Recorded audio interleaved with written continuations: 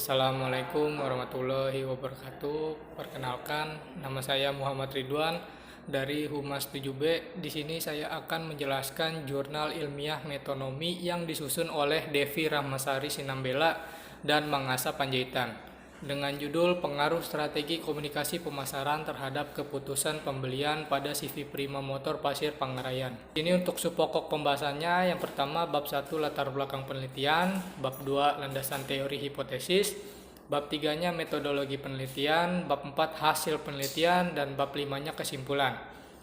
Di bab pertama di latar belakang penelitiannya, perkembangan zaman yang semakin maju seperti sekarang ini membuat perubahan-perubahan yang terjadi secara signifikan dari setiap tahunnya. Dalam bidang transportasi, kita mengenal sepeda motor sebagai alat transportasi yang biasa digunakan oleh penduduk Indonesia. Hal ini dikarenakan selain praktis dan hemat jika dibandingkan dengan menggunakan alat transportasi lain. Alasan lain yang mempengaruhi perkembangan sepeda motor di Indonesia, khususnya di Pasir Pengairan Provinsi Riau, adalah mempercepat seseorang apabila melakukan perpindahan dari suatu tempat ke tempat lain.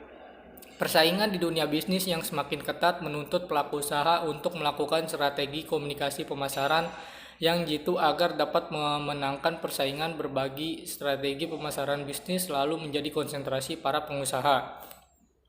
Pemasaran mempunyai gagasan untuk memuaskan kebutuhan pelanggan lewat sarana-sarana produk dan keseluruhan kelompok barang yang dihubungkan dengan hal menciptakan, menyerahkan, dan akhirnya mengkonsumsinya. Pada saat merumuskan strategi pemasaran, para pengusaha berusaha untuk mencari strategi komunikasi pemasaran yang efektif dan memiliki peran penting untuk mempengaruhi konsumen untuk melakukan pembelian terhadap produk yang dihasilkan. Pemasaran modern memerlukan lebih dari sekedar mengembangkan produk yang baik, menawarkannya dengan harga yang menarik dan mudah didapat oleh pelanggan sasaran CV Prima Motor Pasir Pengairan dengan kegiatan komunikasi pemasaran yang menjangkau semua kalangan melalui periklanan, penjualan pribadi, dan promosi penjualan. Keputusan pembelian produk dalam diri konsumen tidak terjadi begitu saja, tetapi membutuhkan proses. Proses pengambilan keputusan untuk membeli suatu produk dimulai dari pengenalan masalah, pencarian informasi, evaluasi terhadap beberapa alternatif yang selanjutnya akan tercipta suatu keputusan pembelian serta terbentuknya perilaku pasca pembelian. Di sini untuk bab 2-nya di landasan teori, menurut Wibowo dan Priyanka tahun 2017 bahwa komunikasi pemasaran adalah proses penyebaran informasi tentang perusahaan dan apa yang hendak ditawarkan kepada sasarannya. Berdasarkan definisi tersebut, dapat diambil kesimpulan bahwa komunikasi pemasaran merupakan sarana di mana perusahaan berusaha memberikan informasi-informasi, membujuk serta meningkatkan tentang produk yang mereka jual kepada para konsumen. Komunikasi pemasaran. Di sini menurut Sangadi 2013 bahwa komunikasi pemasaran adalah komunikasi yang dilakukan antar produsen, perantara pemasaran dan konsumen, merupakan kegiatan untuk membantu konsumen mengambil keputusan di bidang pemasaran serta mengarahkan pertukaran atau transaksi agar lebih memuaskan dengan menyadarkan semua pihak untuk berpikir, berbuat, dan bersikap lebih baik. Dari komunikasi pemasaran yang dilakukan oleh perusahaan dapat menjadi sarana bagi perusahaan untuk membangun hubungan dengan konsumennya. Strategi komunikasi pemasaran yang tepat dapat menghindarkan perusahaan dari kerugian yang disebabkan oleh kegiatan promosi yang tidak efektif dan efisien. Di sini strategi komunikasi pemasaran. Menurut Kotler 2012, strategi komunikasi pemasaran yang efektif antara lain periklanan, promosi penjualan, publisitas, penjualan pribadi, pemasaran langsung, pemberian sponsor, citra perusahaan, kemasan produk, poin penjualan, dan word of mouth. Pembelian menurut Sumarwan 2011 bahwa pengambilan keputusan konsumen merupakan salah satu aspek yang penting di dalam pemasaran karena konsumen akan melakukan pembelian atau tidak melakukan pembelian berdasarkan keputusan yang mereka tetapkan. Menurut Kotler 2013 bahwa keputusan pembelian adalah hasil akhir dari sebuah evaluasi akan sebuah produk yang ditawarkan kepada konsumen. Informasi-informasi yang didapat atau diperoleh oleh konsumen akan dipertimbangkan sehingga menjadikannya sebuah keputusan untuk membeli produk. Ini untuk hipotesisnya, landasan teori di atas dapat dirumuskan hipotesis sebagai berikut. Untuk hal satunya, periklanan diduga berpengaruh terhadap keputusan pembelian sepeda motor Honda. H2-nya penjualan pribadi diduga berpengaruh terhadap keputusan pembelian sepeda motor Honda. H3-nya publisitas diduga berpengaruh terhadap keputusan pembelian sepeda motor Honda. H4-nya promosi diduga berpengaruh penjualan terhadap keputusan pembelian sepeda motor Honda. H5-nya periklanan penjualan pribadi, publisitas, promosi penjualan diduga berpengaruh terhadap keputusan pembelian sepeda motor Honda. Di sini bab 3-nya untuk metode penelitiannya, jenis penelitian ini deskriptif kuantitatif. Jenis data yang diambil data primer dan populasinya ini seluruh pelanggan atau konsumen. Untuk uji regresi linear berganda itu menggunakan multiple linear regression, dan untuk teknik pengumpulan data di sini melakukan kuesioner dan wawancara. Ukuran sampel diambil 96 responden. Di sini untuk teknik analisis data, yang pertama ada uji asumsi klasik, itu ada uji normalitas, uji multikolinearitas, uji heteroskedastisitas. Terus ada uji hipotesis, itu uji T dan uji F, uji regresi linear berganda, dan terakhir uji koefisien determinasi R2. Untuk hasil penelitiannya di sini bab 4, analisis regresi linear berganda digunakan bila jumlah variabel independennya minimal berjumlah sebanyak 2 variabel independen.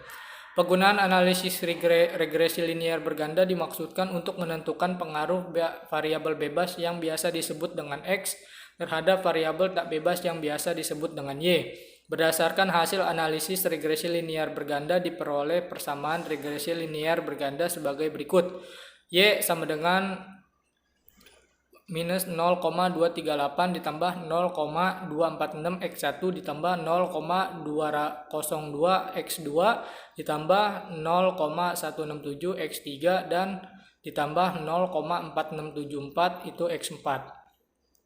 Berdasarkan persamaan tersebut dapat diinterpretasikan sebagai berikut. Yang pertama, diketahui nilai konstanta adalah minus 0,238, berarti nilai tersebut dapat diartikan apabila periklanan penjualan pribadi, publisitas, dan promosi penjualan tidak berpengaruh, maka nilai variabel dependen keputusan pembelian adalah 0,238. Yang kedua, nilai koefisien regresi dari periklanan adalah 0,246, yang berarti nilai tersebut dapat diartikan ketika periklanan naik sebesar 1 satuan, maka keputusan pembelian meningkat sebesar 0,246.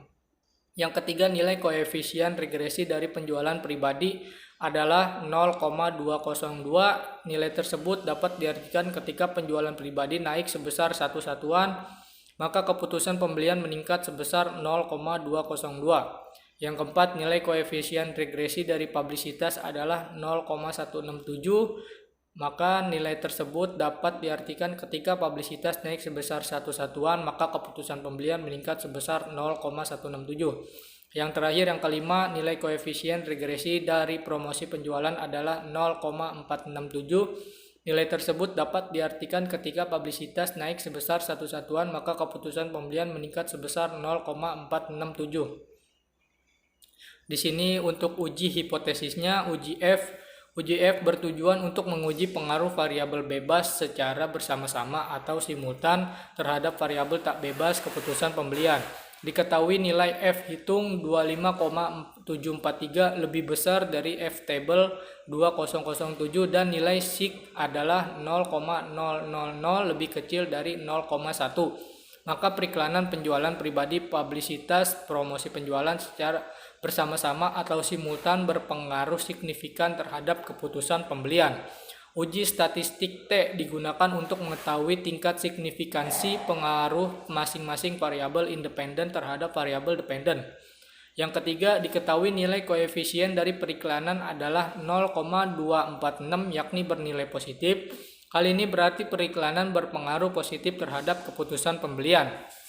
Diketahui nilai T hitung dari periklanan adalah 2,771 lebih besar dari T table 1,66 dan SIG dari variabel periklanan adalah 0,007 lebih kecil dari 0,1, maka periklanan berpengaruh positif dan signifikan terhadap keputusan pembelian.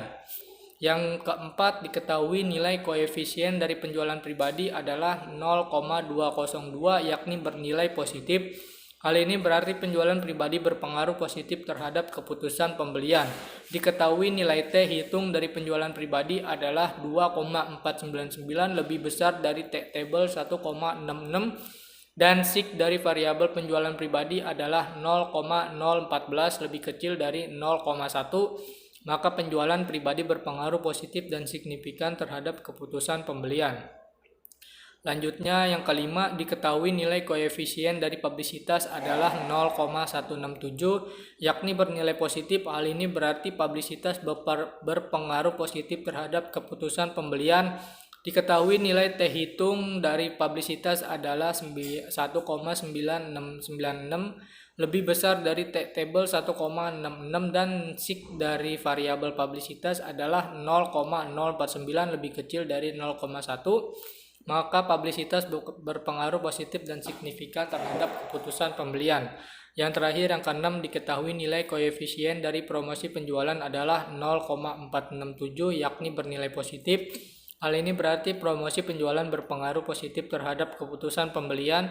Diketahui nilai T hitung dari promosi penjualan adalah 6,354 lebih besar dari T table 1,66 dan SIK dari variabel promosi penjualan 0,000 lebih kecil 0,1, maka promosi penjualan berpengaruh positif dan signifikan terhadap keputusan pembelian. Koefisien determinasi R2, diketahui nilai koefisien determinasi R square adalah 0,531. Maka nilai tersebut dapat diartikan variabel periklanan, penjualan pribadi, publisitas, promosi penjualan mampu mempengaruhi keputusan pembelian sebesar 53,1%, sisanya sebesar 46,9% dijelaskan oleh variabel atau faktor lainnya. Yang terakhir, untuk bab 5 di kesimpulannya, yang pertama itu ada seluruh variabel bebas, yakni variabel periklanan, penjualan pribadi, publisitas, promosi penjualan mampu mempengaruhi keputusan pembelian sebesar 53,1%, sisanya sebesar 46,9% dijelaskan oleh variabel atau faktor lainnya. Berdasarkan hasil uji simultan dengan uji F, periklanan, penjualan pribadi, publisitas, promosi penjualan secara bersama-sama atau simultan berpengaruh signifikan terhadap keputusan pembelian. Yang ketiga, periklanan berpengaruh positif dan signifikan terhadap keputusan pembelian. Yang keempat, penjualan pribadi berpengaruh positif dan signifikan terhadap keputusan pembelian. Yang kelima, publisitas berpengaruh positif dan signifikan terhadap keputusan pembelian. Dan keenam, promosi penjualan berpengaruh positif dan signifikan terhadap keputusan pembelian. Baik, itu saja yang bisa saya sampaikan. Kurang lebihnya mohon maaf. Wassalamualaikum warahmatullahi wabarakatuh.